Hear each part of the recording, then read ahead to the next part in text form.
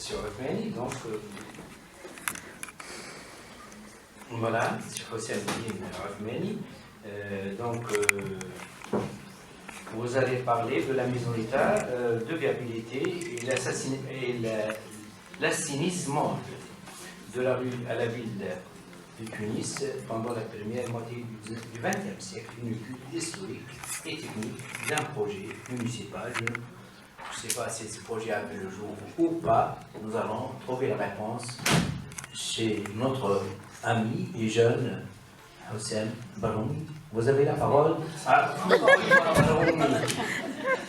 Encore une fois. Si,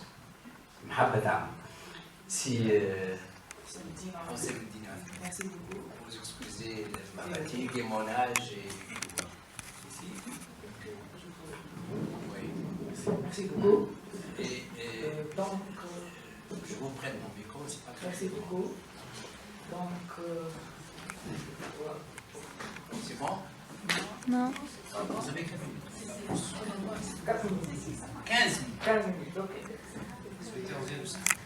Ok. Donc, sans répéter l'intitulé de cette intervention que vous avez déjà mentionnée, donc j'attaque directement le plan rapidement de cette intervention qui s'étale sur 3 parties.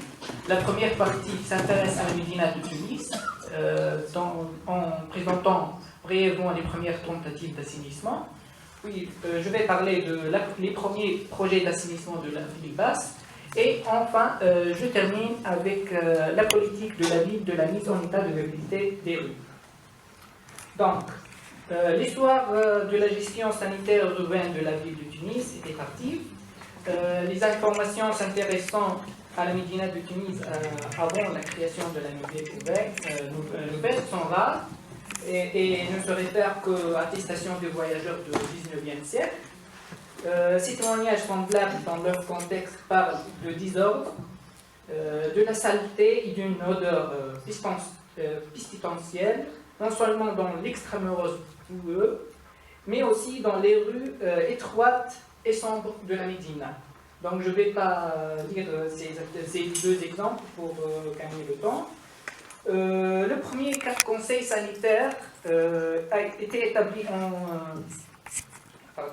à la ville en 1835, sous le règne d'Ahmed Bey. Il gère le ramassage des ordures ménagères et le nettoyage des égouts à ciel ouvert formés par des ruisseaux au centre des grandes artères. Néanmoins, les impasses et les petites ruelles restent sous la responsabilité des résidents. Chaque maison était pourvue d'une fosse où se collectent les eaux avant d'être évacuées en cas de trop-plein dans les ruisseaux des rues. Ces derniers s'unissent dans un égout collecteur faisant le tour de la ville et jettent son contenu dans le lac à travers 7 grands fossés appelés rampas, comme vous voyez en bleu. L'application de cette gestion hygiénique primitive de l'espace urbain accompagnée perpétuellement d'une croissance démographique était l'une des causes de l'apparition de plusieurs vagues pandémiques comme la peste, le choléra, le typhoïde et d'autres pandémies. Donc, en 1875, un conseil de salubrité publique était instauré. Grâce à lui, les rues commencent à être pavées, empierrées en calcaire. Ensuite, ces canaux étaient nettoyés par des journaliers payés par des taxes tralouba. Vers 1880, l'empierrement en calcaire était remplacé par des dalles en lave de Vésubie et de l'Etna. Ceci dit, la situation ne s'améliore pas. En 1885, seulement un quart des rues de la Médina sont pavées. Il n'y a pas de signes de changement de la configuration sanitaire de la Médina. Les odeurs persistent, les égouts à ciel ouvert restent à l'extérieur de la Médina et la situation sanitaire est la même. Dans la partie basse ou la ville européenne, la gestion était la même quasiment vers les années 1880. L'axe de la marine qui était réhabilité n'était qu'une façade cachant derrière lui les fossés à ciel ouvert. Donc les odeurs persistent encore et la gestion de ville appelle à une intervention immédiate de la municipalité et les autorités de la ville. L'un des premiers essais de drainage et de considération et l'exploitation des terres des zones boueuses commence avec la propriété de la madame Carlotta Ginico Faccionetti dans une partie héritée de son père. C'est à partir de 1865 qu'une surface de 13 hectares située au sud de l'axe de la marine était réhabilitée pour voir la naissance du premier quartier presque de la ville basque qui est la Petite Sicile. Cette opération, évidemment, était une opération de pur foncier et la situation de ces terres était très favorable pour les acheteurs et les entrepreneurs. Donc, il faut attendre le 15 octobre 1889 pour le directeur de travaux, M. Tour, qui présente un premier avant-projet général d'assainissement de la ville. Ce projet tend à la réfection globale des égouts de la ville arabe, l'enterrement du réseau des égouts à ciel ouvert et l'établissement des canalisations sanitaires dans le quartier européen qui, au début, se trouve entre l'avenue de Carthage et l'avenue de Paris.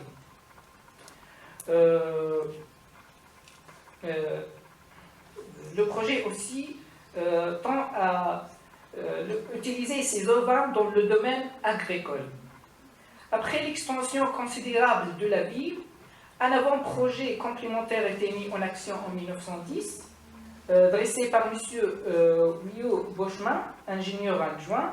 Le projet qui a été encouragé par l'Institut Pasteur et le Conseil central d'hygiène après une étude sur l'épuration des ovins faite entre 1900 et 1908 et le taux de pollution des eaux de lac, avait pour but le drainage du quartier de Port de la Marine, de Gambetta, ces zones qu'on voit en rouge, le drainage des agglomérations suburbaines comme les abattoirs, Sanssouci, Milleville et même la Rata et le Bardo.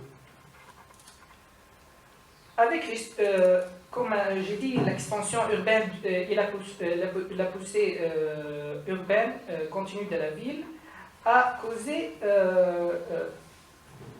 une infection et contamination des eaux du lac à cause de l'augmentation des volumes des eaux vannes, impliquant l'augmentation des matières organiques qui, avec le temps, produit une fermentation malsaine et l'élévation du teneur des eaux en germes et en microbes pathogènes.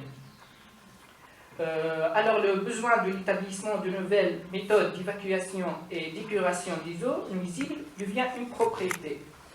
À cet égard, un champ d'épandage de 160 hectares était aménagé à la Charbia.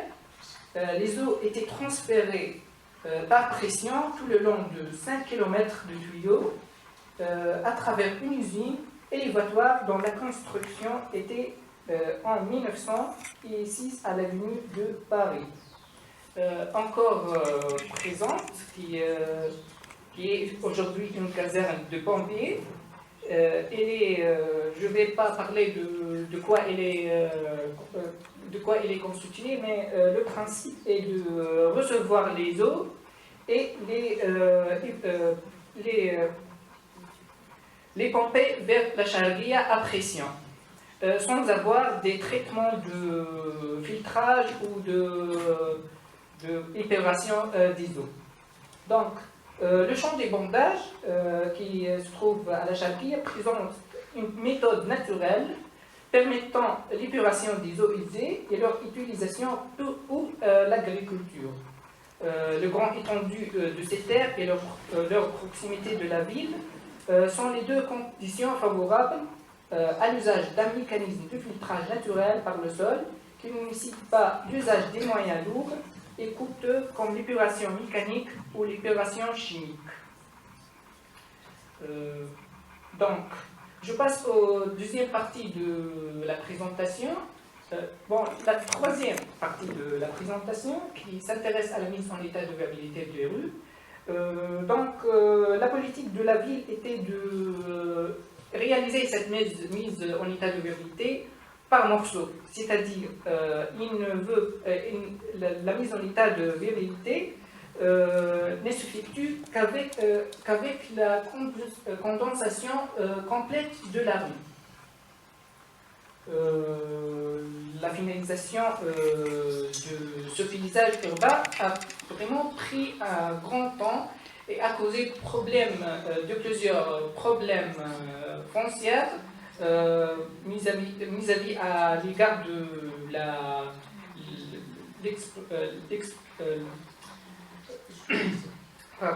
l'expropriation de terrains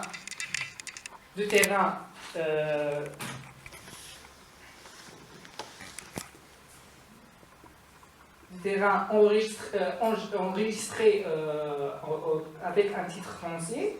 Donc, je passe cette partie. Je vais présenter brièvement l'exemple de la rue de Désé, qui est maintenant la rue de Liban entre le Belkhadra et le Belvédère, pour vous montrer comment on fait la mise en état de viabilité de rue. Donc, en premier lieu, on fait l'installation de ces tubes qui présentent les égouts. C'est le type le plus utilisé par la ville, ce sont le type tubulaire. Dans la rue, on trouve 6 regards en maçonnerie de briques et 11 bouchons de regard de fonds cylindriques. Donc, la rue et l'exécution de la rue et de ce regard s'appuie sur des produits venus de carrières locales comme Jbel Kharouba et Korbos et Grombelia. Donc, pour régler cette... Pour conclure plutôt. Ok, pour conclure. Donc, je vais passer juste... J'ai voulu vous présenter le règlement sanitaire qui était expédié en 1908. Donc, il règle un peu la salubrité de la rue et de l'espace public. Et j'ai voulu vous présenter comment le branchement avec le regard privé avec le regard public. Et pour conclure, je dis que les efforts municipaux pour l'assainissement et la mise en état de viabilité de la ville de Tunis est toujours permanente. Par exemple, Harsé exactement, pas tous les quartiers ont été assassinés. Assassiné. Bon, Al-Har était arasé à cause de la salubrité, donc assassiné. Donc le projet de la Harsi n'a vu le jour que dans les années 1990, donc c'est trop tard. Et pour vous montrer que c'est un effort continu et ne s'arrête jamais. Et merci beaucoup. Merci. Est-ce que vous savez comment ont été perçues ces expropriations? Parce que quel était le statut du sol? Comment est-ce qu'il était considéré? Est-ce que c'était été considéré comme appartenant à l'État, à la ville, quelque chose de commun? Merci. Donc, Madame Saleh. Oui. En fait, merci beaucoup. Rapidement, parce que Rachida. j'étais très intéressée par l'intervention de notre collègue Sébéché Lavide. ce qui est remarquable, c'est ce contrôle, cette réglementation extrêmement minutieuse, extraordinaire par le Muhtaseb. Et je me demandais, donc, compte tenu de cette réglementation plus rigoureuse du mœurs, quel est son impact? C'est-à-dire que nous sommes en temps de crise. Est-ce qu'elle aurait pu éviter quelque part? Est-ce que vous avez des échos quelque part sur oui ou non le développement des crises? Sont-elles plus aiguës, moins aiguës? Enfin, c'est-à-dire finalement essayer de continuer un petit peu cette étude dans cette direction-là, s'il y a moyen de le faire. Mais vraiment, c'est remarquable, c'est une véritable découverte. Merci. Et comment c'est Merci. réglementé et tout ça. Oui, c'est extra.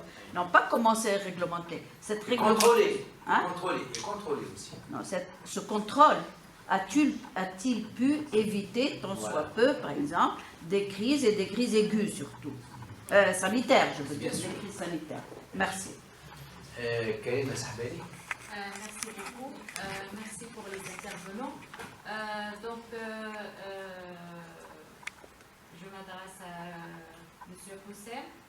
Donc, puisque la question toujours, je m'intéresse à la question du financement, etc.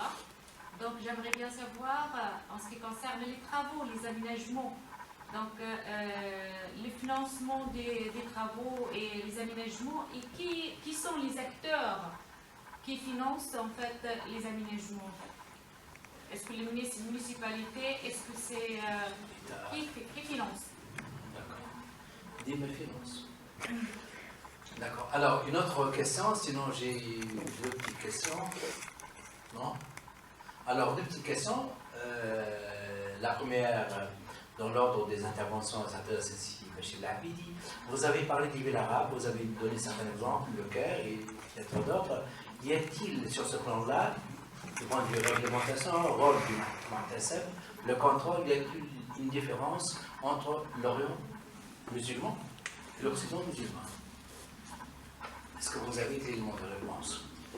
Deuxième remarque à notre ami Ahmed Roumi, cette extension urbaine de la ville de Sfax, pendant une période de crise, entre guillemets, nationale, entre guillemets, comment l'expliquer? Est-ce que c'est dû à une économie locale, à une dynamique locale ou à autre chose? Donc voilà deux petites questions et donc je donne la parole aux intervenants, c'est M. Labidi, puis sur Ahmed Barouni et puis sur Hussein.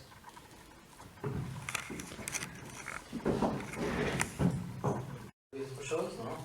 Non. Non. That's all. Thank you. Alors, pour la première question sur l'expropriation de ces terres, donc il y a deux types d'expropriation.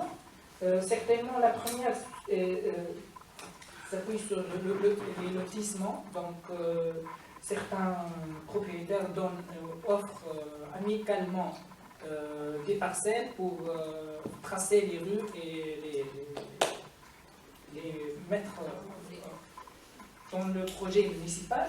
Sinon, il y a d'autres terres déjà bâties, loties et tout, et dans l'alignement de la rue et la précision du domaine public, on trouve des difficultés. Pourquoi? Dans l'exemple que j'ai voulu le présenter, dans le quartier de Montplaisir, tous les parcelles sont titrées, enregistrées avec un titre foncier. Il y a 23 parcelles déjà bâties. Ils ont dû araser une partie de la construction pour aménager la rue. Donc, il y a ce problème toujours entre les propriétaires et la municipalité à cause de... Mon plaisir. Mon plaisir, oui. Oui, exactement. C'est toujours la même question. Bon, à propos de financement, donc, les projets sont présentés par la direction des travaux publics à la municipalité qui les présente aussi à la résidence générale. Et il y a un va-et-vient entre les deux parties. Donc, les financements n'est pas toujours évident parce qu'il y a un grand nombre de projets refusés, un grand nombre de plans d'aménagement refusés à cause de ce manque de financement, exactement. Donc, c'est pas toujours évident de toujours mettre ou exécuter le projet des élèves. Et dans ce cas, qu'est-ce qu'il faut faire? Un autre projet. Tout simplement.